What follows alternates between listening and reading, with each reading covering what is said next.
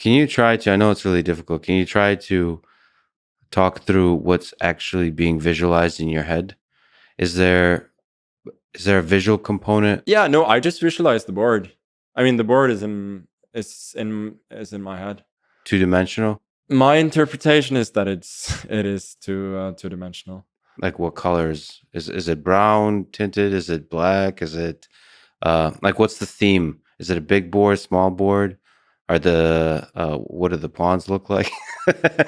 Or is it more in the space of concepts? Like There aren't a lot of colors. It's mostly so what is it? Queen's I'm Gambit on the ceiling, trying whatever. right now to imagine it. What about when you do the branching, when you have multiple boards and so on? How does that look? No, but it's only one at a time. So like one position at a time. One position at a time. So then I go back, and that's what when people play, or at least that's what I do when I play blindfold chess against several people. Then it's just always one board at a time, and the rest are stored away somewhere. But how do you store them away? So like you went down one branch, and you're like, all right, I got that.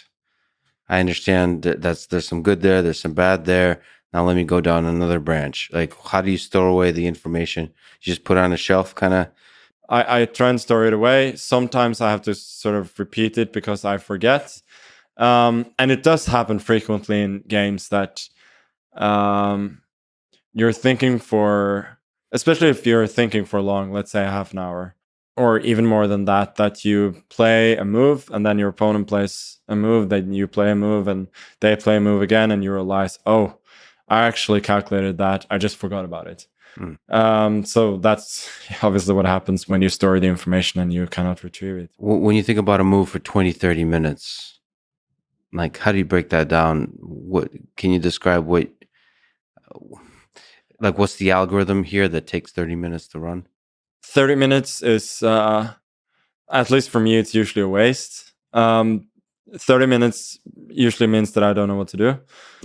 And I'm trying... You're just running into the wall over and over. Yeah, I'm trying to find something that isn't there. I think 10 to 15 minutes thinks in complicated positions can be really, really helpful. Then you can spend your time pretty efficiently. It just means that the branches are getting wide. There's a lot to run through, both in terms of calculation and lots you have to evaluate as well.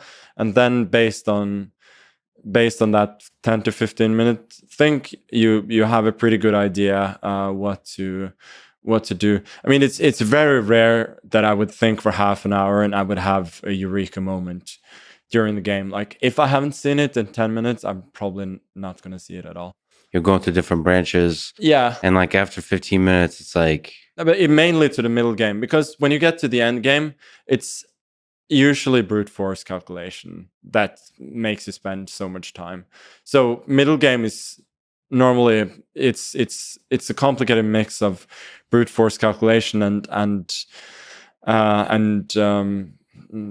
like creativity and evaluation. So endgame, it's easier in that sense.